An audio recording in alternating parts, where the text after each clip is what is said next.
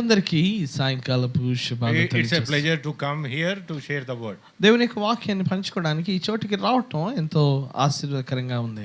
More than that, to collectively sit along with you to worship. దేవుణ్ణి ఆరాధించడం మీతో కూడా కూర్చోవటం ఎంతో ఆశీర్వాదకరంగా ఉంది. I'm very poor in Telugu, so నన్ను kindly excuse me for that. నన్ను క్షమించండి, నేను తెలుగు అంత ప్రావీణ్యంగా మాట్లాడను కనుక మీరు క్షమించమని కోరుతూ ఉన్నాను. We look to the Lord before we go into the scriptures.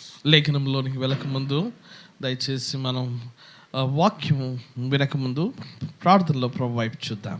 Gracious loving heavenly Father, gracious God, కృపగల పరలోకపు తండ్రి, graciously thou hast thought worthy of this day to bring forth our humble worship which is due unto thee. తండ్రి, మా యొక్క దీన ఆరాధనని ఎదుగు తెచ్చుటకు మీ కృపా సహితమైన ధన్యకరమైన ఈ సమయము మీరు మాకు ఇచ్చినందుకై నీకు వందనాలు. Lord, we look to you by faith and seek thy favor in time of need.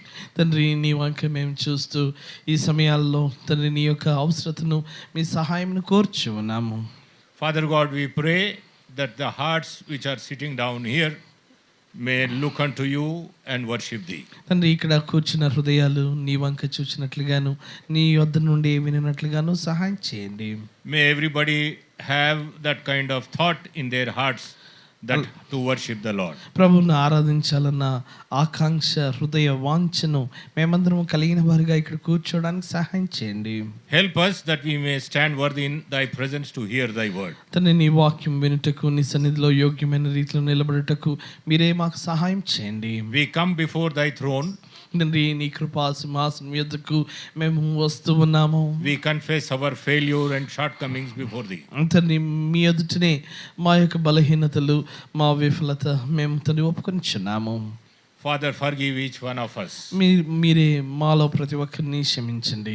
Wash us and cleanse us, make us worthy enough to stand in thy presence. నీ సన్నిధిలో తండ్రి యోగ్యమైన రీతిలో నిలిచినటకై మీరే సహాయం చేయమని ప్రార్థన చేస్తూ ఉన్నాము. In Jesus' name. యేసు నామములో ప్రార్థించున్నాము తండ్రి. Amen. Praise the Lord. మీకందరికీ ప్రైజ్ ది లార్డ్ అండి. I have a very wonderful word to share with you all. మీతో కూడా ఈ ఆరాధన వర్తమానం కొరకై పంచుకోవడానికి చక్కటి వాక్యం మేము కలిగి ఉన్నాం. I understand that all of you know who is Jesus. నాకు తెలిసిన విషయం ఏంటంటే మీలో ప్రతి ఒక్కరికి కూడా యేసు ఎవరు అన్న విషయం తెలుసు. There is no one here who does not know. ఇంకా యేసు క్రీస్తుని ఎరగని వారు ఎవరు లేరని నేను అనుకుంటున్నాను. Everybody is a seasoned player who is sitting down here. ఇక్కడ కూర్చున్న వారందరూ కూడా ఒకనొక సమయంలో ఆయనతో కూడా అనుభూతి కలిగిన వారై ఉన్నారు. Fully weather beaten. ఖచ్చితంగా చెప్పాలంటే ఏదో ఒక జీవిత సమస్యతో కొట్టుమిట్టాడి వచ్చిన వారమే మనమందరము. There is no one who does not know how many books are there in the Bible. ఇంకా బైబిల్లో ఎన్ని పుస్తకాలు ఉన్నాయో తెలియని వారు కూడా ఎవరు లేరని నేను అనుకుంటూ ఉన్నాను. If I am sharing the word, there are people sitting down here to look how the word is going, whether it is right or wrong. Such is the ability of you people here. ఇక్కడ కూర్చున్న మీలో వాక్యం నేను సరిగ్గా చెప్తున్నానా లేదా అని బాగా విభజిస్తున్నానా లేదన్న విషయాన్ని పరిశీలించే వారు ఇక్కడ కూర్చొని ఉన్నారు. And in this kind of gathering, ఇలాంటి సహవాసంలో కూటమిలో it is generally difficult to share the word. ఇంకా వాక్యమును పంచుకోవడం కష్టంగా ఉంటుంది. And until and unless the speaker looks unto the Lord, it is very difficult. ఇంకా ప్రభు వంక ఉపదేశకుడు ఆయన వంక చూస్తేనే తప్ప ఇంకా ఎవరు కూడా ఈ వాక్యమును పంచుకోలేరు. I address even to the people who are joining online. ఇంకా అలాగే ఎవరైతే ఆన్లైన్లో చూడనైనారో వారిని బట్టి కూడా వందనాలు చెల్లిస్తూ ఉన్నారు. I hope today evening you will enjoy the word of God. దేవుని యొక్క వాక్యాన్ని ఈ సాయంకాల వేళలో మీరు ఆనందిస్తారని నేను నమ్ముచున్నాను. It comes in a little different way. అయితే భిన్నమైన విధానంలో ఈ వాక్యం మీ ఎదుకు రానే ఉంది. Everybody has to scratch their head to understand, to know that how I missed to worship the Lord. నేను ప్రభువుని ఆరాధించట్లో ఎలాగూ తప్పిపోయారా అని ప్రతి ఒక్కరు కూడా తల గీకాల్సిన విషయమే ఉంటుంది. Generally everybody has taken Lord Jesus Christ as for granted. అయితే వాస్తవంగా చెప్పాలంటే చాలా మంది కూడా యేసుక్రీస్తుని చాలా సునాయాసంగా తీసుకుంటూ వచ్చారు. Everybody says if I come to Jesus and ask forgiveness, he'll forgive. ఇంకా ప్రతి ఒక్కరు ఏమంటారంటే యేసుక్రీస్తు యొద్దకు నేను వచ్చానా ఆయన నా పాపం క్షమిస్తాడు నన్ను క్షమిస్తాడంటారు. That is how our attitude we have. అలాగా మన వైఖరి ఉంటుంది. The difference between a believer and a Muslim and a Hindu, I'll just put in one word. ఇంకొక విశ్వాసికి అవిశ్వాసికి హైందవుడికి ఇంకా మహమ్మదీయుడికి క్రైస్తవేతరుడికి ఉన్న వ్యత్యాసాన్ని ఒక మాటలో నేను చెప్తాను. See, if a Hindu is sitting down here or hearing on online, ఒకవేళ ఆన్లైన్లో ఒక హైందవుడు వర్తమానాన్ని వింటున్నట్లయితే కూర్చొని ఉన్నట్లయితే in his faith, what is taught to him? అయితే తన యొక్క విశ్వాసంలో తనకి ఏం నేర్పించబడిందంటే He has to go in search of God. దేవుని వెతుకుతూ తను వెళ్ళాలి అని తనకు నేర్పింపబడుతూ వచ్చింది. He will go to temples, to pilgrimages in search of God. దేవుని వెతుక్కుంటూ ఆయన ఆలయాలు, గుడులు, గోపురాలు అలాగే పరిశుద్ధ యాత్రలు చేస్తూ ఉంటాడు. But in a Christian truth, అదే క్రైస్తవ వాస్తవికతలో it is God who is coming in search of man. అయితే దేవుడే మానవుని వెతుక్కుంటూ వచ్చాడు. This is the difference between a Hindu and a Christian. ఒక హైందవుడికి అలాగే క్రైస్తవుడికి వ్యత్యాసం ఏంటంటే ఇక్కడ మనం నమ్మేది ఏంటంటే దేవుడే మనల్ని వెతుక్కుంటూ వచ్చాడు.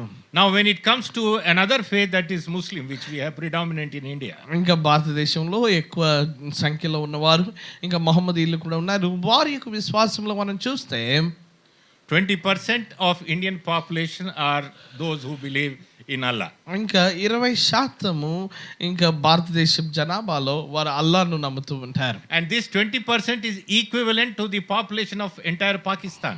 ఇంకా పాకిస్తాన్లో ఉన్న జనాభా అంతటితో సమానంగా 20% భారతదేశంలోనే ఉన్నారు.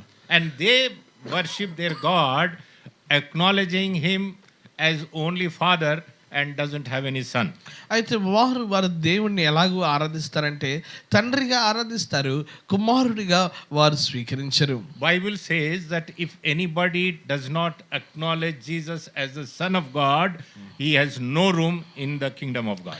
అయితే బైబిల్ ఎంతో స్పష్టంగా చెప్తుంది, కుమారుని అంగీకరించని వాడు, యేసుక్రీస్తుని కుమారునిగా అంగీకరించని వాడు ఇంకా తండ్రి యొక్క ఇంటిలో ఏ యొక్క ఆ స్థలమును కలిగి ఉండలేడు. Come what may, if you decline Jesus, not the son of God, you have no place in the kingdom of God.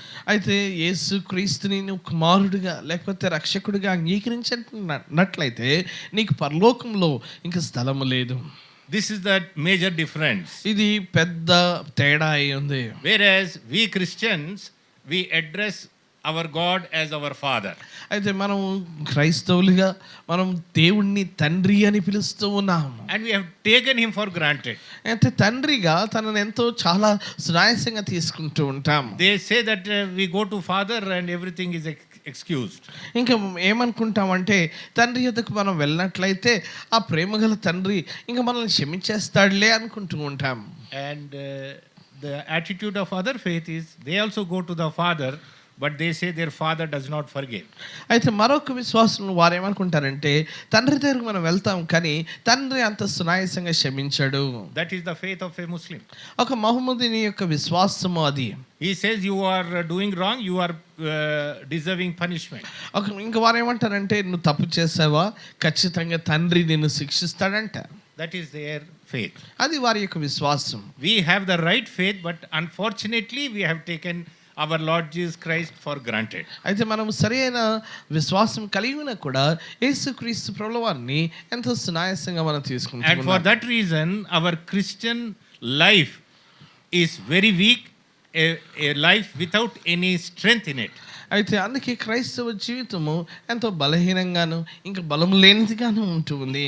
To be right, there is no potency in a believer in today's life. నేటి జీవితాల్లో ఒక విశ్వాసి జీవితంలో ఏమాత్రం కూడా దృఢత్వం లేనివాడుగా ఉంటూ ఉన్నాడు. Totally compromised to the world in a defeated situation. ఇంకా లోకంలో పతనమైన లేకపోతే రాజీ పడిన జీవితాన్ని మనం కలిగి ఉంటున్నాం. Here the Lord is talking to us today. ఈరోజు ప్రభు మనతో మాట్లాడుతూ ఉన్నాడు. Who are the worshippers of God? ఎవరు ప్రభుని ఆరాధించేవారు? If I put this question, everybody says everyone who believes in Jesus is a worshipper of God. మీలో ఒకవేళ ఈ ప్రశ్న వేస్తే యేసుక్రీస్తుని ఆరాధించే వారందరూ ఆరాధికులండి అని మీరు అంటారు. All who believe know Jesus, all who know Jesus, they think we are eligible for worship. అయితే యేసుక్రీస్తుని ఎరిగిన వారు ఏమనుకుంటారంటే నాకు యేసుక్రీస్తును నేను ఎరుగుదును కనుక ఇంకా నేను ఆరాధనకు యోగ్యుణ్ణి అని మీరు అనుకుంటూ ఉంటారు. Bible says nobody can call Jesus as the Lord but by the Spirit of God. Bible సెలవిస్తుంది యేసుక్రీస్తు ప్రభుని ప్రభు అని ఎవరు కూడా పిలవలేరు, ఇదిగో ఆ దేవుని ఆత్మ వారిని ఒప్పిస్తేనే కానీ అలాగ పిలవలేరు. Until the Holy Spirit God is in you, you cannot address Jesus as the Lord. పరిశుద్ధాత్మ దేవుడు నీలో ఉంటేనే కానీ యేసుక్రీస్తుని నువ్వు ప్రభువుగా పిలవలేవు. This is where the very dynamics of this faith in which we are living. ఇట్టి విశ్వాసం యొక్క పరిమాణాల్లో మనం జీవిస్తూ ఉన్నాం. We'll turn today to book of Leviticus. దయచేసి నేటి దినము ధ్యానం కొరకై లేవియ కాండము తీద్దామండి. లేవియ కాండము Leviticus is the third book, if I'm not mistaken. ఒకవేళ నేను తప్పు చెప్పలేదు అనుకుంటే లేవియ కాండము 3వ గ్రంథము. 5 books of Moses, am I right? మోషే రాసిన పంచఖండాల్లో ఇది మోషే 5 రాశారు కదండి. 5 books, right? 5 పుస్తకాలు రాశారు. Moses has written 5 books. మోషే 5 పుస్తకాలు రాశారు. Genesis, Exodus, Leviticus, Numbers and Deuteronomy. ఆది కాండము, నిర్గమ కాండము, ద్వితీయోపదేశ కాండము, లేవియ కాండము, సంఖ్యాకాండం. Any other book he wrote? ఇంకేదైనా పుస్తకం రాశారండి? Any idea? మీకు Somebody said. ఎవరు చెప్పారు? Who is యోబు. answering? Yeah. ఎవరు చెప్పారండి? యోబని Ah. సహోదరులు చెప్పారు. That is the first book written by Moses. మోషే రాసిన మొట్టమొదటి పుస్తకం యోబు. అయ్యగారికి అమెరికా చాక్లెట్ 2 ఇవ్వాలి. And in entire Bible, the first book recorded is book of Job. ఇంకా బైబిల్లో ఇంకా మొత్తం గ్రంథాల్లో మొదటి గ్రంథముగా పుస్తకంగా యోబు రాయబడింది. Out of 66 books, the first book written and recorded is book of Job. ఇంకా 66 గ్రంథాల్లో మొట్టమొదటి గ్రంథంగాను రాయబడింది, లేకపోతే ముద్రించి స్థిరపరచబడింది యోబు పుస్తకం. Job was 70 years old when he had a problem. అయితే సమస్యను లేకపోతే శోధనను ఎదుర్కొన్నప్పుడు యోబు జీవితంలో 70 సంవత్సరములు కలవాడు. And Moses' age was 50 years. ఆ సమయంలో మోషే యొక్క వయస్సు 50 సంవత్సరంలో ఉంటుంది. Moses was in the land of Midian when Joseph had a problem with his life. అయితే యోసేపు తన జీవితంలో శ్రమలు అనుభవిస్తున్న సమయంలో మిద్యాను దేశమందు మోషే ఉన్నాడు. So Moses had a first-hand information, eyewitness to record what happened with Job. ఇది యోబు జీవితంలో ఏదైతే జరిగిందో అది చూడడానికి తాను దృశ్య శ్రవణం లేకపోతే కంటి సాక్షిగా తాను ఉన్నాడు. One small question to you all. ఇప్పుడు మీకు ఒక ప్రశ్న వేస్తాను. Who was the happiest person while Job was suffering? యోబు శ్రమ పడుతున్నప్పుడు చాలా సంతోషించిన వ్యక్తి ఎవరండి? Anybody can answer? Satan. Satan. సాతాను. Satan. సాతాను. Satan. సాతాను. Sister Satan. సాతాను అంటున్నారు Now సహోదరి. you will have a revelation. ఇప్పుడు మీకు ప్రత్యక్షత వస్తుంది. In all these years, you never thought who was not happy here. ఇక్కడ సంతోషంగా లేని వ్యక్తి ఎవరో ఇంకా మీకు ఈ ప్రత్యక్షత లేదు కనుక ఇప్పుడు మీరు ఈ కనువిప్పు కలిగి ఉంటారు.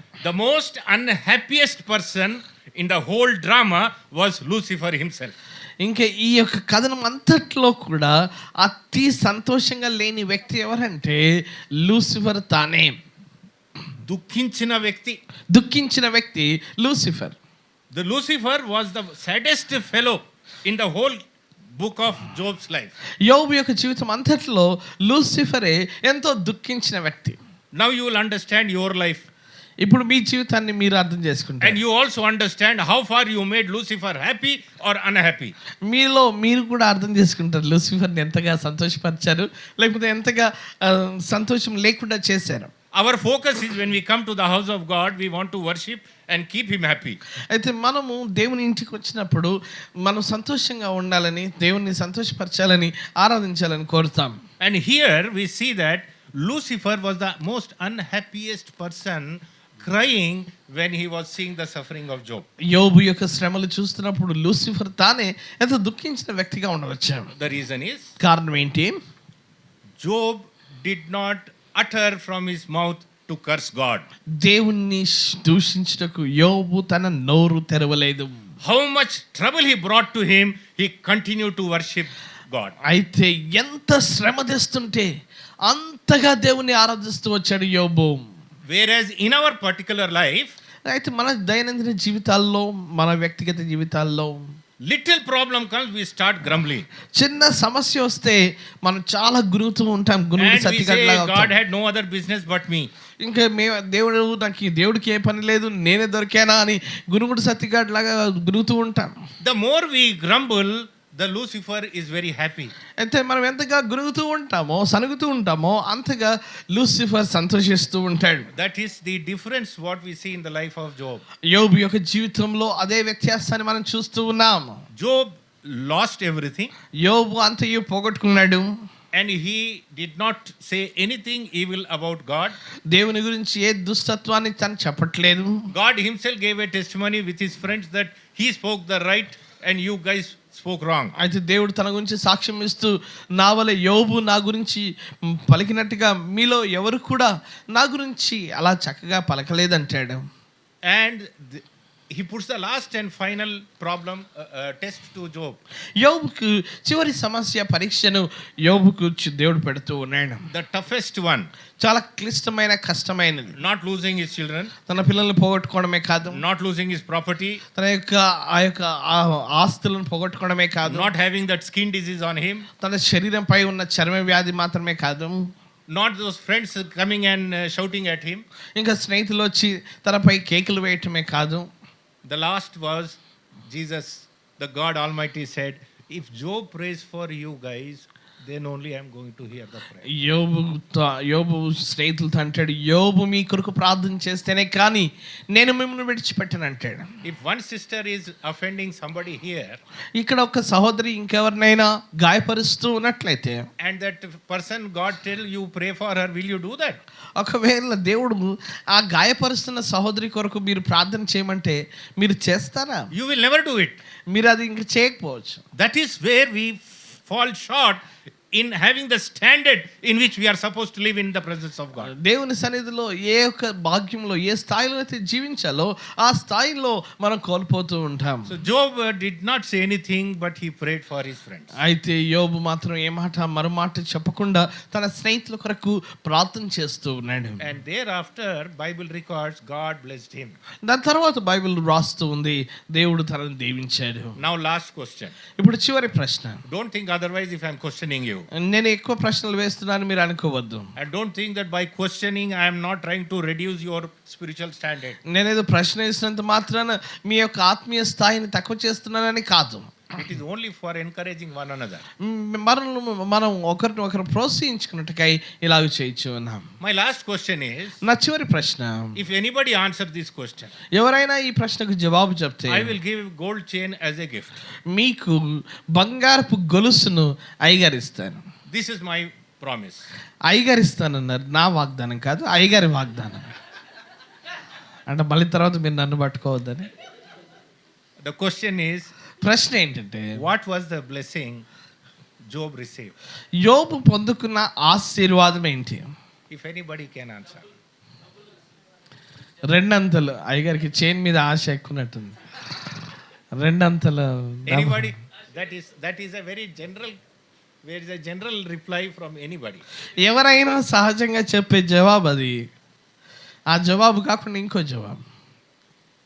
If you know this truth, ఈ సత్యం మీకు తెలిసినట్లయితే you will be a different Christian. మీరు భిన్నమైన క్రైస్తవులుగా You ఉంటారు. will be totally a different believer. భిన్నమైన విశ్వాసిగా ఉంటారు. You are walking outside, people will say he is a man of God. మీరు బయట వెళ్ళి నడుస్తున్నట్లయితే దైవజనుడితుడు అని ప్రజలే సాక్ష్యం చెప్తారు. Yes, you need not tell I am Christian. రెండోది, he has grown in the Lord. తన యవనాన్ని మరలా పొందుకున్నాడు. That is physical blessing. అది భౌతిక ఆశీర్వాదం. జ్ఞానం పొందుకున్నాడు. Wisdom he gained. No. There is an answer in the Bible. బైబిల్లో జవాబు ఉంది. In Timothy it is written, study to show thyself approved unto God, a workman who needeth not be ashamed, in rightly dividing the word of truth. తిమోతికి రాస్తూ అంటాడు, Timothy సిగ్గుపడని పనివాడుగా దేవుని వాక్యం సరిగ్గా విభజించినట్లు నిన్ను నీవే కనపరుచుకో. Rightly dividing, nobody does. సరిగ్గా విభజించుట అన్నది ఎవరు చేయరు. Everybody divides the word of God.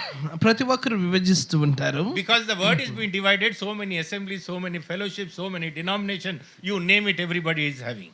ఇంక నేటి దినాల్లో ఇంకా సరిగ్గా విభజించిన కారణం చేతనే అనేక తెగలు, అనేక శాఖలు, అనేక సంస్థలు, అనేక భిన్న అభిప్రాయాలు నేటి దినాల్లో మనం కలిగి ఉన్నాం. If at all I have put that gift of gold chain, then you should have understood the answer is very difficult. ఒకవేళ నేను బంగారు గొలుసు ఇస్తానంటేనే మీరు అర్థం చేసుకోవాల్సిన విషయం ఏంటంటే జవాబు అంత సులువైనది కాదు.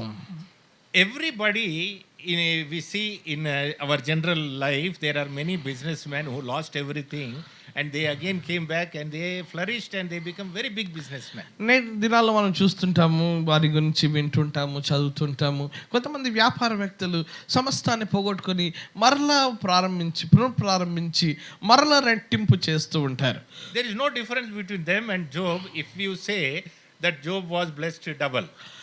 యోబు రెండంతలుగా దీవింపబడ్డాడంటే ఈ లోకంలో ఉన్న వ్యాపారవేత్తలకు యోబుకు తేడా ఉండేది కాదు. So I will leave some homework for you. మీకు ఇంటి పని ఇస్తున్నాను. ఎందుకంటే everybody wants readymade food now. నేటి దినాల్లో అందరూ ఫాస్ట్ ఫుడ్, రెడీమేడ్ ఫుడ్ తొందరగా అలవాటు పడ్డారు. And specially ladies are very happy if readymade food is brought. ఇంటికి ఇంకా జొమాటో, స్విగ్గీ వచ్చిందంటే ఇంకా సంతోషిస్తున్నారు స్త్రీలు, ఇంట్లో వండాల్సిన అవసరం లేదన్న. I have never seen any lady so far in my life. I am 65 years old. నాకు 65 సంవత్సరాల వయసు. నేను ఇంతవరకు ఏ స్త్రీ కూడా ఇలాగ చెప్పడం వినలేదు. That very happy to cook food. నేను చాలా సంతోషిస్తున్నానండి, భోజనం వండాలి అంటే, వంట వండటం నాకు చాలా ఇష్టం అండి అనే అమ్మాయిని లేకపోతే స్త్రీని నేను చూడలేదు. 65 years I have never seen anyone. 65 సంవత్సరాల వయసులో, 65 సంవత్సరాల వసంతాల్లో నేను ఎన్నడూ కూడా ఒక స్త్రీ నాకు వంట వండటం ఇష్టం అండి, నేను ఇష్టంగా వండుతాను అన్న స్త్రీని చూడలేకపోయాను. No, it's highly impossible. ఇంకా అసాధ్యం అని అనుకుంటున్నాను. Here Job was blessed. ఇక్కడ యోబు దీవింపబడ్డాడు. And not only Job, his wife also blessed. అలాగే తన యొక్క సతిమణి కూడా దీవింపబడ్డది. Both were given back that youthful body. The chemistry was changed in their body. They become young people. అయితే వారి యొక్క దేహంలో కలిగిన రసాయనిక చర్యలను బట్టి వారు ఇంకా యవనంగాను, ఇంకా దృఢంగాను, ఆరోగ్యంగాను అయ్యారు. So the age was reduced. వారి యొక్క వయస్సు ఇంకా యవన వయస్సును కలిగి and his wife could give again 10 children. మరలా 10 మంది పిల్లలను తన భార్య తనకు ఇవ్వగలిగింది. And Bible records she gave a breastfeeding to all the 10. అయితే 10 మందికి కూడా తను తన సొంత పాలను ఇచ్చి పెంచింది. Today if we ask some lady to give one more child as a birth, you can expect what kind of question comes from her. అయితే ఒకవేళ ఈ రోజు స్త్రీలను మీరు ఎవరైనా ఇంకొక బిడ్డను కనవంటే ఎలాంటి జవాబు వస్తుందో మీరే ఊహించుకోవచ్చు. But that lady we should appreciate was the best wife recorded in the Bible. ఇంకెంతో శ్రేష్టమైన సతిమణిగా తను ఇంకా 10 మంది పిల్లలను మరలా కంటూ వచ్చింది. Job's wife was the best wife. ఇంకా యోబు యొక్క భార్య ఎంత చక్కటి స్త్రీ భార్య అయి ఉన్నది. Of course Satan used her for a minute. ఒక నిమిషం తనను దుష్టుడు సాతాను వాడుకున్నాను. What Lucifer could not tell directly, he went into Job's wife and questioned her husband. అయితే లూసిఫర్ అయితే నేరుగా ప్రశ్నించలేకపోయాడో తన యొక్క సత్యమనిలో తూరి ఆ మాటను అడుగుతూ ఉన్నాడు. That she will come and tell Job, Mr. Job, do you still have integrity with God? Curse him and die. యోబుతో అంటది, యోబు ఇంకా నువ్వు దేవుని ఎందుకు విశ్వసించదవా, ఆయనను దూషించి నువ్వు చనిపోరాదా అంటుంది. That was the frustration she had. తనంతా ఒత్తిడికి గురైంది. But he will rebuke her and send her away inside. అయితే తనని ఒక చిన్న మాటతో గద్దించి పంపించేస్తాడు. And afterwards she will come back again as a bride giving another 10 children. అయితే మరల తర్వాత తన జీవితంలో ఒక వివాహమైన స్త్రీగా తన మరలా 10 మంది పిల్లలను కని ఆరాధిస్తూ ఉంది. So here we record that there were 7 children and 3 daughters. Am I right? అయితే మనం ఇక్కడ లేఖనాల్లో చూస్తాము 7 కుమారులు 3 కుమార్తెలు తన కలిగి ఉండెను. Again, that was second time. రెండోసారి. By then, what was the age of Job? Job was 70 years old then. అప్పటికే యోబు యొక్క వయసు 70 సంవత్సరములు. He lived for 140 years. 140 సంవత్సరాలు బ్రతికాడు. This lady gave birth to 7 children. Was there any name given to any of their sons? 7 కుమారులు ఎవరికైనా పేరు ఇవ్వబడదండి? ఇవ్వలేదు. ఇవ్వలేదు. But to the 3 daughters the names were given. అయితే 3 కుమార్తెల పేర్లు మాత్రం రాయబడి ఉన్నాయి. So here I'll give you the homework to you guys. మీకు మరొక చేతి పని, ఇంటి పని ఇస్తూ ఉన్నాను. If you really want to love God, మీరు నిజంగా ప్రభుని ప్రేమించగోరితే go and meditate that last chapter of Job. యోబు యొక్క చివరి అధ్యాయాన్ని మీరు ధ్యానించండి. The 3 names are the 3 things what Job received as a blessing from God. What he received, he named to his daughters. ఏ ఆశీర్వాదాలైతే యోబు పొందుకున్నాడో అది యోబు తన యొక్క పిల్లలకు పెట్టాడు. 3 daughters. 3 కుమార్తెలకు పేర్లు తను పొందుకున్న ఆశీర్వాదాలే పెట్టాడు. Now you go back to Bible and do your homework. What is the name meaning for Jemimah, Kerenhempu, Kezia, who they are, what God wanted to know, and what was the blessing Job received. If you check that, you will be a different believer in your life. మీరు భిన్నమైన విశ్వాసిగా ఉండాలంటే యోబు పెట్టిన కుమార్తెల పేర్లు ధ్యానించండి. Jemimah, అలాగే కెత్రిన్, అలాగే Kerenhempu and Kezia. Kerenhempu and Kezia, వీరి పేర్లు మీరు ధ్యానిస్తే ఏ ఆశీర్వాదాలు తను పొందుకున్నాడో ఆ ఆశీర్వాదాలే యోబు తన కుమార్తెలకు పేరులుగా పెట్టాడు. That is how he acknowledged God's favor. అలాగే దేవుని యొక్క కృపను తను గుర్తిస్తూ వచ్చాడు. Book of Leviticus we were paying attention. మనం లేవియ ఖండము ముఖ్య వాక్యంలో విందాము. ఇప్పుడైతే I'll take 5 minutes, but please pay attention. Every minute you will have some new information. మీరు దయచేసి ఒక 5 నిమిషాల తర్వాత ఆరాధనలోకి ప్రవేశిస్తాం. వ్యక్తిగత ఆరాధన ఒక 5 నిమిషాలే, దయచేసి ముగిద్దాము. ఒక 5 నిమిషాలు. Book of Leviticus chapter 9 and 10. లేవియ ఖండము 9, 10 వచనాలండి. I'll give a brief skeletal information. మీకు ఒక అస్తిత్వ ఆ యొక్క వర్తమానంలో లేకపోతే సమాచారం నేను ఇస్తాను. The meaning for the book of Leviticus, ఇంకా లేవియ ఖండానికి అర్థము called out to worship the Lord. ప్రభువుని ఆరాధించుటకు పిలువబడిన వారనే అర్థం. That is the meaning for Leviticus. లేవీలకు అర్థము అదే. Please understand what I am saying. You may not get this information anywhere, in any college or any denomination. You name it, you won't get this information. దయచేసి ఈ యొక్క వర్తమానం జాగ్రత్తగా వినండి. ఈ యొక్క సమాచారము మీరు ఏ కళాశాలలో కానీ లేకపోతే సహవాసాల్లో కానీ మీరు విని ఉండకపోవచ్చు. Leviticus means called out to worship the Lord. లేవీలు అనగా పిలువబడిన వారు ఆరాధించుటకు. So who will worship the Lord? ఎవరు ప్రభువుని ఆరాధిస్తారు? Only who are called by the Lord to worship, they are eligible to worship, and no other person. అయితే ఎవరైతే పిలువబడి ఉన్నారో వారు ఆరాధించుటకు యోగ్యులు, వేరేవారు కాదు. God himself will give you and expect you to give him back in worship. అయితే దేవుడు తానే మీకు ఇస్తూ అలాగూ తిరిగి తనకి ఇవ్వాలని కోరుతూ ఉన్నాడు. That is the way in which God approaches a man. అలాగూ దేవుడు ఒక మానవుణ్ణి ఆయన సంప్రదిస్తూ ఉన్నాడు. Because man cannot give anything from himself. అయితే మనుషుడు ఏది కూడా తనంతట తానే ఇవ్వలేడు. So God himself will give a present to you, and then he expects how much you are going to give him back. అయితే దేవుడు నీకు ఇస్తాడు, తర్వాత ఎంతగా తిరిగి నువ్వు ఆయనకి ఇస్తావా అని ఆయన చూస్తూ ఉన్నాడు. Worship is nothing but offering to God. అయితే ఆరాధన అంటే అర్పించుట ఉంది దేవునికి. Whenever we use that word offering, we think about that chanda putting few coins in the box. అయితే మనం ఏమనుకుంటాం అంటే అర్పణ అనగానే మనకు కానుక పెట్ట గుర్తొస్తుంది, లేకపోతే ఆ చిల్లర పైసలు ఏమైనా ఉంటే దానిలో వేయాలని గుర్తొస్తుంది. That is not the subject here. ఈ అంశం అది కాదు. Book of Leviticus means called out to worship the Lord. లేవీలు అనగా పిలువబడిన వారు ప్రభువుని ఆరాధించుటకై. Entire book of Leviticus you will not find anywhere the role of Holy Spirit God. అయితే పరిశుద్ధాత్మని యొక్క క్రియను ఇంకా లేవియ ఖండం అంతా కూడా ఎక్కడ మనం చూడము. All books you find somewhere the Spirit of God's name coming and his work happening. అయితే దేవుని యొక్క ఆత్మ రావటం లేకపోతే ఆయన పని చేయటం, సంజ్ఞ చేయటం, క్రియేట్ చేయటం చూస్తాం, కానీ ఈ గ్రంథంలో మాత్రం మనం చూడము. This particular book is exclusively a projection of Lord Jesus Christ. ప్రభువైన యేసు క్రీస్తుని కనపరిచే ప్రత్యేకమైన పుస్తకంగా ఈ పుస్తకం ఉంది. And that is why one has to understand what it means to worship the Lord. అయితే అందుకే ఒక మనుషుడు అర్థం చేసుకోవాల్సిన విషయం ఏంటంటే ప్రభువుని ఆరాధించట అంటే ఏంటో అర్థం చేసుకోవాల్సిన విషయం. God has used Moses to write this book. అయితే ఈ గ్రంథాన్ని రాయటానికి దేవుడు మోషేను ఎంపిక చేసుకున్నాడు. And he literally made use of Moses, how a man has to come in the presence of God to worship him. అయితే దేవుణ్ణి ఆరాధించడానికి దేవుని సన్నిధిలోనికి ఒక మనుషుడు ఎలాగో రావాలో ఆయన ఖచ్చితంగా చూపించాడు. You cannot take for granted that I can go to Jesus and dance before him. నువ్వు ఏమాత్రం కూడా సునాయాసంగా నేను యేసుక్రీస్తుకి వెళ్తాను, నా ఇష్టం వచ్చినట్లు చేస్తాను అనడానికి వీల్లేదు. Our God is a holy God. మన దేవుడు పరిశుద్ధ దేవుడై ఉన్నాడు. And he expects you to present yourself holy in his presence. ఆయన సన్నిధిలో నువ్వు పరిశుద్ధంగా ఉండాలని ప్రభువు కోరుతూ ఉన్నాడు.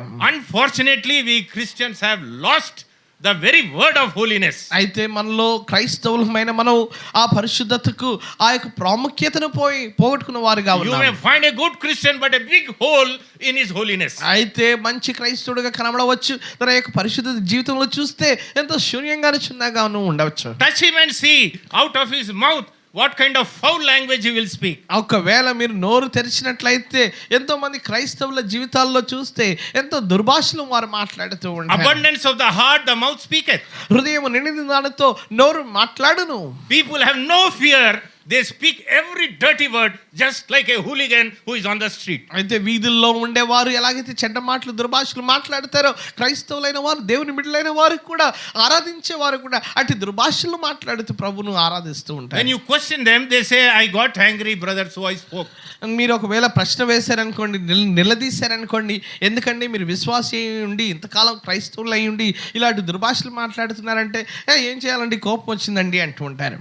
You cannot be angry and sin. Bible says be angry and sin not. అయితే బైబిల్ సెలవిస్తుంది నువ్వు కోపపడవచ్చు కానీ పాపం చేయవద్దని బైబిల్ చెప్తూ But ఉంది. we have lost our identity and we are in a hopeless and helpless condition. అయితే మన యొక్క గుర్తింపును కోల్పోయిన వారిగా నిస్సహాయ స్థితిలో, దౌర్భాగ్య స్థితిలో మనం ఉంటూ వచ్చాం. That's the right word, daurabhagya sthiti.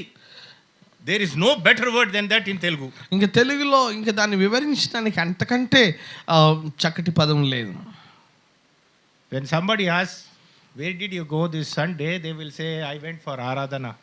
ఎవరైనా అడిగితే మీరు ఎక్కడికి వెళ్ళారు ఆదివారం అంటే ఆరాధనకి వెళ్ళాను అంటారు.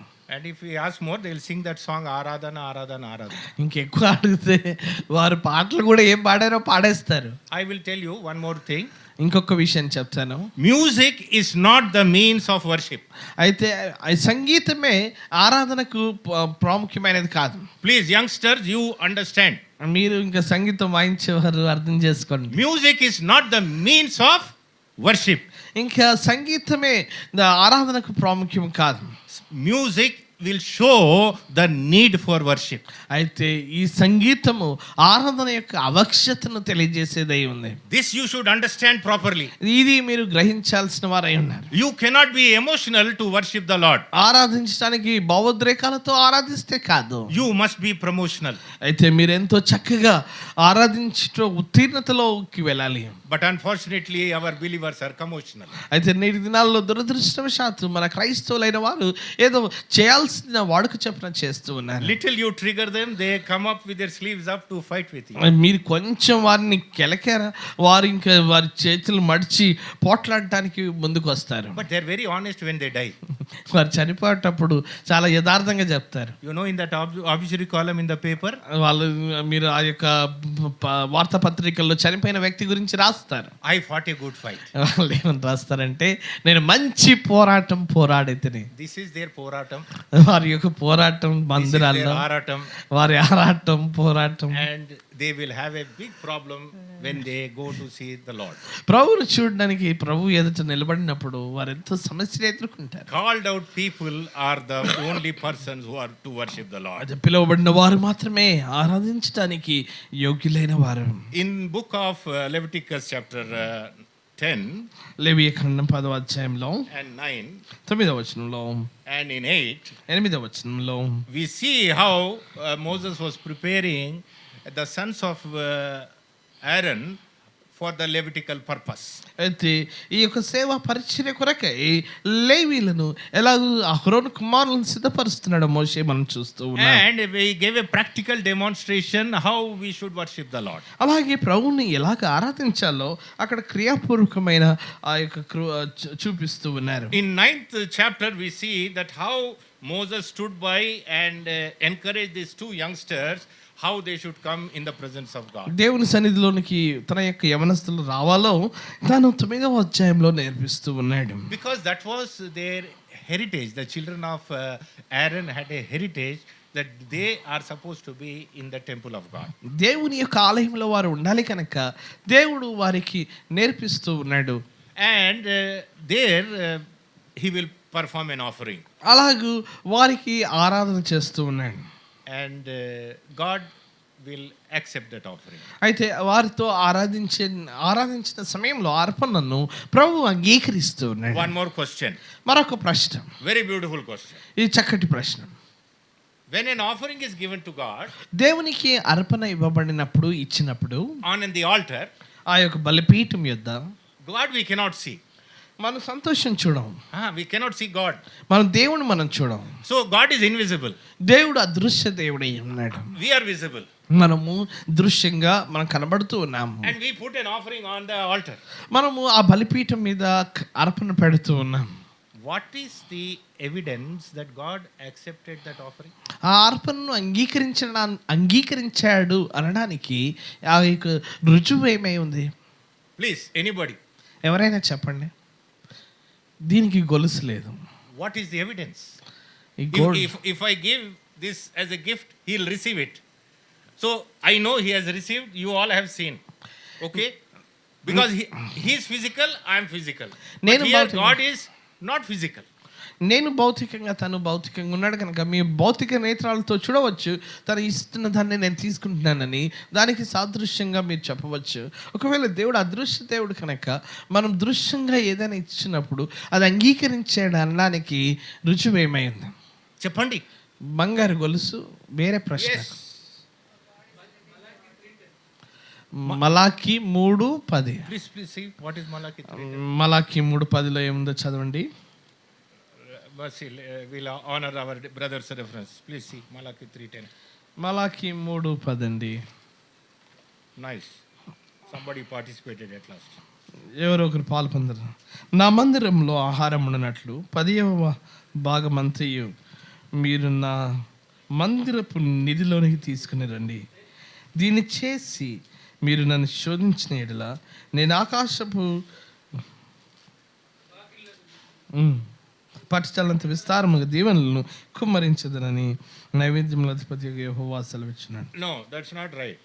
అది సరి అయిన వచనము కానీ ఈ ప్రశ్నకు జవాబు కాదు. That's a blessing. అది ఆశీర్వాదం. మీరేమైనా ఆశీర్వాదాలు చూస్తున్నారు? Please answer how you know that an offering was put on the altar that God accepted. Let us go to Genesis chapter 1. ఆదికాండం 1వ అధ్యాయం. Book of Genesis chapter 4. 4వ అధ్యాయం అండి. Abel and Cain both have put the offering, right? హేబేలు అలాగే కయ్యను ఇద్దరు కూడా అర్పణ పెట్టారు. God accepted Abel and not Cain. How they could recognize it? అయితే దేవుడు వారి యొక్క ఒకరి అర్పణ అంగీకరించాడు, ఇంకొకరి అర్పణ అంగీకరించలేదు. ఎలాగ మనకు తెలుస్తూ ఉంది? No. I'm not saying I have to give and he has to receive. How you know that God has received their? ఒకరి తర్వాత ఒకరు చెప్పండి సహోదరు. లాస్ట్లో దేవుడు హృదయాన్ని చూస్తానన్నాడు. ఆంటీ వెంకట ఆంటీ చెప్పండి. దేవుడు హృదయాన్ని చూస్తాడు. అమ్మ ఏమంటుంది? No, God is seeing the heart. Physical ga how you are going to recognize? I am saying దేవుడు అంగీకరించాడని భౌతిక నేత్రాలకు ఎలా తెలుసు? మీరు చెప్పండి. How? No. By faith. Offering has been kept. Reverend Christopher గారు No, I'll answer anyhow. సహోదరులు మీరేం చెప్పారు? No. Vegetarian. Christians are found of non vegetarian. Actually the congregation did not understand what I'm saying. నేను ఏ ప్రశ్న అయితే చెప్పానో మీకు అర్థం కాలేదు అనుకుంటాను. Had you understood the question, answer would have been somewhere nearby. ఒకవేళ I'm saying, say I have given this to God. నేను దేవునికి ఇలాగ ఇచ్చాను, I gave this Bible. నేను దేవునికి ఇది ఇచ్చాను అనుకోండి. How I should know God has taken this Bible? ఈ బైబిల్ని దేవుడు తీసుకున్నాడని నాకు ఎలా తెలుస్తుంది? With my eyes, how I should know? Or if somebody is sitting, how they should know? నా యొక్క నేత్రాలకు ఎలా తెలుస్తుంది? I'll answer. నేను జవాబు చెప్తాను. Because again time will be short and many things are. ఇప్పటికే చాలా ఆలస్యం అయిపోయింది ఆరాధన వర్తమానం. God, whenever a penitent worshipper went to God in altar. ఎప్పుడైనా కానీ ఆరాధికుడు ఒక బలిపీఠం యొద్దకు వెళ్ళినప్పుడు ఆరాధించడానికి, And when he put an offering before God, దేవుని ఎదుట అర్పణ పెట్టినప్పుడు fire came from above. పై నుండి అగ్ని దిగి వచ్చింది. This is the answer. అది Just జవాబు. learn. అగ్ని దిగి వచ్చింది. ఆకాశము నుండి అగ్ని దహించింది. దహించు అగ్ని అని వింటాం కదా, ఒక పాస్టర్ ఎవరో వాక్యం చెప్తుంటారు. ఆ దహించవచ్చా సహించవచ్చా తర్వాత సంగతి. దహించే అగ్ని రావాలి. Only then it is recognise God has accepted offering. దహించు అగ్ని వస్తేనే కానీ దేవుడు అర్పణ అంగీకరించడని మనకు తెలియదు. It is not non veg or vegetarian. దయచేసి మీరు దావతుల్లో వెజ్ నాన్ వెజ్ చూడండి, ఇక్కడ కాదు. So when Abel offered his offering, the fire came from above and received the offering. ఎప్పుడైతే హేబేలు అర్పణ అర్పిస్తూ ఉన్నాడో అగ్ని దిగి వచ్చింది, దేవుడు దహించాడు, అర్పణ అంగీకరించాడు. When Abraham offered an offering, the fire came from above and accepted the offering. అయితే అబ్రహాము కూడా అర్పణ అర్పించినప్పుడు అగ్ని పైనుండి వచ్చి ఆకాశం నుండి వచ్చి దహించి. When King Solomon performed in the temple consecration of the new temple, when he put an offering, fire came from above and consumed the offering. అలాగే రాజైన సొలొమోను అర్పణను అర్పిస్తూ ఆ యొక్క ఆలయ ప్రతిష్ఠ చేయించినప్పుడు ఇదిగో పైనుండి ఆకాశం నుండి దహించు అగ్ని దిగి వచ్చింది. Prophet Elijah, when he put an offering, fire came from above and consumed the offering. ఏలియా ప్రవక్త అలాగు దహన బలిని అర్పణను పెట్టినప్పుడు ఆకాశం నుండి అగ్ని దిగి వచ్చి దహించి వేసింది. Here Moses explained to the two youngsters, children of Aaron, Abihu and Nadab, both of them, how to do the worship. అబీహు నాదాబులకు ఎలాగో ఆరాధన చేయాలో ఈ ఇశ్రాయేలు ప్రజలకు అహరోను కుమారులకు మోషే వివరిస్తూ ఉన్నాడు. Moses will tell to the congregation that day. ఆ రోజు సమాజ మందిరంతో తను చెప్తూ ఉన్నాడు, Today you are going to see the Lord. ఈ రోజు మీరు ప్రభువుని చూడనై ఉన్నారు. He will tell before the ceremony takes place. ఆ యొక్క వాక్యానికి ముందుగా తను చెప్తూ ఉన్నాడు. Do we have that kind of assurance when we come to the house of God that today I will see the Lord Jesus Christ? ఈ రోజు నేను ప్రభువుని చూస్తానన్న ఆ నిశ్చయిత నిర్ధారణ నీకుందా? Do you have that confidence the word of God will speak to me today and I will be a different person? You have that kind of faith when you walked in here? నీవు ఈ చోటికి లోనికి నడుచుకుని వచ్చినప్పుడు దేవుడు నాతో మాట్లాడతాడు, నేను భిన్నమైన వ్యక్తిగా ఉంటాను అన్న నిర్ధారణ నీకుందా? So fire came and consumed the offering there. అక్కడ దహించు అగ్ని వచ్చి ఆ యొక్క అర్పణ దహించి వేసింది. Everybody saw and worshipped the Lord. ప్రతి ఒక్కరు కూడా చూసి ఆరాధించారు. Then Moses asked the two children to perform the worship. ఆరాధన చేయమని ఆ ఇద్దరు యవనులకు Please మోషే listen now చెప్తున్నాడు. here. ఇక్కడ జాగ్రత్తగా వినండి. If you know this, you can worship, otherwise you cannot worship. ఇది తెలిస్తేనే కానీ నువ్వు ఆరాధించగలవు, లేకపోతే ఆరాధించలేవు. If this truth you don't know, you are not a good worshipper. ఒకవేళ ఈ సత్యం నువ్వు ఎరగనట్లయితే నువ్వు సరైన ఆరాధికుడు కాదు. Two children were given. Now children, now you perform what we have done. అయితే ఇద్దరు పిల్లలు చేశారు, వారితో చెప్పారు ఇలాగూ ఆరాధించండి. And so these two children, they built an altar, they put the offering, everything there ready. But while they were to bring the fire, they brought some other fire from themselves and they lit the offering. అయితే వారు ఆ యొక్క ప్రతిష్ఠింపబడిన అగ్ని కాక వేరొక అగ్నిని తెచ్చి ఈ వీరు ఆరాధనకు పెట్టారు. Few minutes minutes back they were consecrated. కొన్ని నిమిషాల ముందే వారు ప్రతిష్ఠింపబడి ఉన్నారు. And they were asked to do the offering. అయితే వారు అర్పణ చేయుటకు పిలువబడి ఉన్నారు. Bible record they brought a strange fire. అయితే బైబిల్ సెలవిస్తుంది వేరొక అగ్ని అని ఉంది. లేకపోతే ఇంకా ఆంగ్ల బైబిల్లో వింతైన ఆ యొక్క అగ్నిని తెచ్చారు. Immediately the fire came from above and killed these two children. అయితే పైనుంచి వెంటనే అగ్ని దిగి వచ్చి ఈ ఇద్దరు యవనులను చంపినట్టుగా సంహరించినట్టుగా చూస్తూ We ఉన్నాం. see three types of fire there. అక్కడ మూడు రకములైన అగ్నిలను చూస్తూ ఉన్నాము. Chapter 9 and chapter 10 of Leviticus you see three types of fire. అయితే 9వ అధ్యాయంలో 10వ అధ్యాయంలో మనం 3 రకములైన అగ్నులను చూస్తూ ఉన్నాం. First one, when Moses made an offering, the fire came down from heaven, a divine fire of acceptance. అయితే దైవికమైన అగ్ని మోషే అర్పణ పెట్టినప్పుడు బలిపీఠంపై ఆకాశం నుండి దిగి వచ్చుట మనం చూస్తున్నాం. Youngsters, when they put on the altar, they brought a strange fire. అయితే యవనస్తులైన వారు బలిపీఠం మీద అర్పణ పెట్టినప్పుడు వారు వింతైన ఆ యొక్క మంటను అగ్నిని తెచ్చారు. In ప్రతిష్ఠిత other అగ్ని words, unauthorized fire. లేకపోతే ప్రతిష్ఠితమగు మంటను కాక వారు వేరొక అగ్నిని తీసుకుని వచ్చారు. And so came another fire that was to destroy them. అయితే మరొక అగ్ని వారిని సంహరించినట్టుగా చూస్తాం. This really made a dahinchudu of those people. వారి జీవితాల్లో దహించుడు చేసింది ఈ యొక్క అగ్ని. Which kind of fire you are having at this day to worship the Lord? ప్రభువుని ఆరాధించుటకు ఎట్టి అగ్నిని నువ్వు కలిగి ఉన్నావు. What kind of spirit in which you walked in today to worship the Lord? ప్రభువుని ఆరాధించుటకు ఎట్టి వైఖరితో లేకపోతే ఎట్టి ఆత్మతో నువ్వు వచ్చి ఉన్నావు. Jesus said in John chapter 4 verse 24, a true worshipper will worship in truth and spirit. యోహాను 24:24 అంటాడు, ఇదిగో ఆత్మతో సత్యముతో ఆరాధించువాడే నిజమైన ఆరాధికుడు. It is not so easy. అంత సులువు కాదు. And one has to understand, come before the Lord, it is not so easy. ఒక వ్యక్తి ప్రభు యొద్దకు రావటం, ప్రభువుని ఆరాధించడం అంత సులువు కాదు. One more thing I will tell you guys.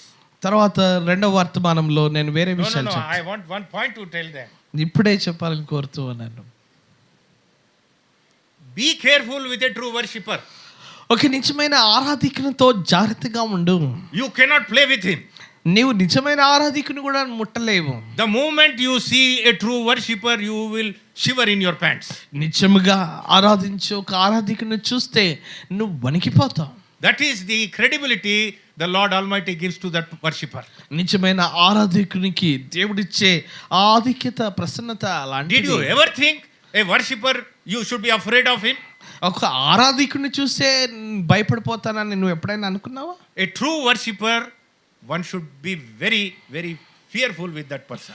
ఒక నిజమైన ఆరాధికుని చూస్తే నీవే ఆ యొక్క గంభీరత లేకపోతే ఆరాధన ఆ యొక్క ప్రతిష్ఠిత చూసి It is not భయపడిపోతావు. easy to find a good worshipper. నిజమైన ఆరాధకుని కనుగొనడం నేటి దినాల్లో కష్టం. King David was an exceptional character in the Bible who was a true worshipper. నిజముగా ఆరాధించే వ్యక్తుల్లో రాజైన దావీదు ఎంతో చక్కటి సాదృశ్యంగా People ఉన్నాడు. shiver to stand in front of him. తన ఎదుట నిలబడడానికి కూడా మనుషులు If you are భయపడతారు. a true worshipper of God, that kind of honor God gives to that worshipper. నిజముగా ఆరాధించే వారికి దేవుడు అట్టి ఘనతను ఇస్తూ ఉన్నాడు. Are you trembling or people are trembling at you? నువ్వు వణికిపోతున్నావా లేకపోతే ప్రజలు నీ వంక చూసి వణికిపోతూ ఉన్నారా? What kind of standard of obedience you are in the presence of God? దేవుని సన్నిధిలో ఎట్టి స్థాయిలో నువ్వు నిలబడి ఉన్నావు విధేయతలో. Actually, that whole chapter 9 and 10, if I begin to tell, it will go till morning. 9, 10 వచనాలు అధ్యాయాలు మనం ధ్యానిస్తే రేపు ఉదయం వరకు మనం ఆరాధన నడపవచ్చు. That is the element of the strength of that book, what will convey to a believer to stand upright in the sight of God. దేవుని ఎదుట యథార్థంగా నిలబడడానికి ఆ యొక్క పుస్తకం అంత ప్రక్షాళన చేయుచున్నది. So come before the Lord and confess that you are an utter failure in his presence. ఆయన్ని ఆరాధించినప్పుడు దీనముగా నేను విఫలుడయ్యాను, నిన్ను బట్టి నేను ఆరాధిస్తున్నానని నువ్వు దీనంగా చెప్పు. 1 John 1:9, if you confess your sin, he is faithful and just. మొదటి యోహాను 1:9 నీవు నమ్మకంగా ఉన్నట్లయితే నీ పాపం ఒప్పుకున్నట్లయితే నమ్మదగిన వాడు నీతిమంతుడు కనుక మన పాపం క్షమించి సమస్త దుర్నీతిని మన పవిత్రులుగా చేయను. So did Any one of you learned something new here today? ఈరోజు ఏదైనా వాస్తవముగా నూతనముగా ఏదైనా నేర్చుకున్నావా? Shall we look to the Lord today and say, Lord, we are thankful to you. ప్రభువా నీకు వందనాలని ప్రభువుని ఆరాధిద్దాం.